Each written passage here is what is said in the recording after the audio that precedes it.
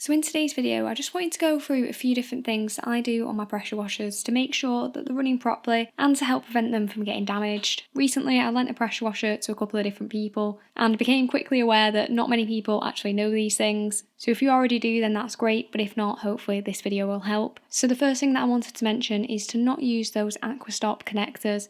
And those are the ones where if you look at them, they have a little cross inside them. There's a couple of different issues with these. Firstly, it can limit the flow, and you do want to be making sure your pressure washer is getting as much flow as possible. And secondly, as they have a non-return valve, this can cause some pressure build-up in the machine and potentially cause some damage, so just avoid them and use your standard connectors. The second thing that I do is make sure that I've not got any leaks in the system leading up to the pressure washer. So this includes my tap, my garden hose, and my connectors, as again this will drop the flow and I want that pressure washer to get as much flow as possible. And then I also do like to use a filter on the garden hose inlet to the pressure washer. This will stop any debris getting trapped in the pump and potentially causing some damage to it.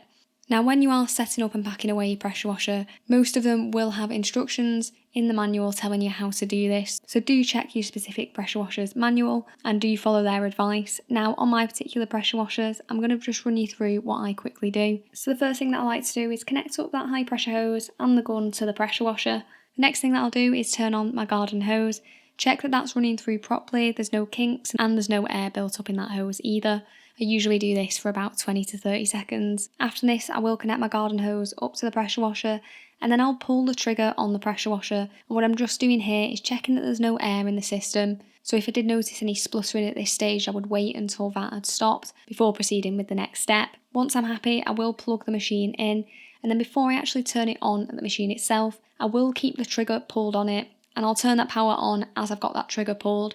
This just helps to take some strain out of the machine, and I'll keep that trigger pulled for about 10 seconds to make sure it's up to pressure.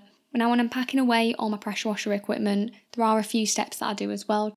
The first thing that I wanted to talk about is about the foam cannon. Now I always give that a rinse through after I've done using it, so if I do still have some chemical left in the foam cannon, I'll just take that bottle off and keep the head connected, pull the trigger for about 20 seconds and just flush it through with water. If I've done using the chemical in the bottle, I will fill that up with clean water and basically just repeat that same process. I then will turn the machine off, but I won't disconnect it from the mains just yet.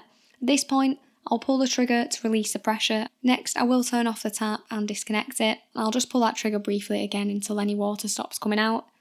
After which, I'll disconnect the gun and the lance of the nozzles. And I do like to pull the trigger on the gun once it's disconnected and just run the water out of it. And then I'll also try and drain the water out of the hose if I can, just by holding it up. At this point, I do turn the machine on for a few seconds just to try and remove any residual water from the pump.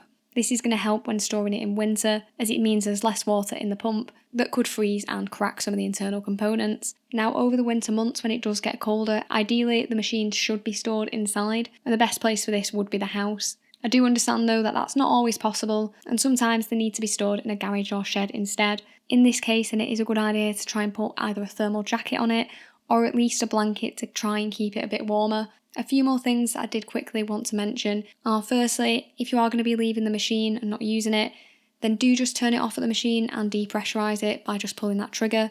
You don't want to keep that pressure built up for very long. So when I'm washing the car, I generally don't do this. It's only if I have to take a break or come inside that I'll turn that off.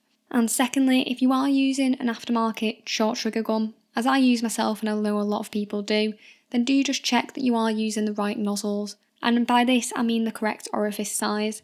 This is different from the fan size and is a separate measurement. Typically most pressure washer nozzles for car detailing have an orifice between 0.3 and 0.5.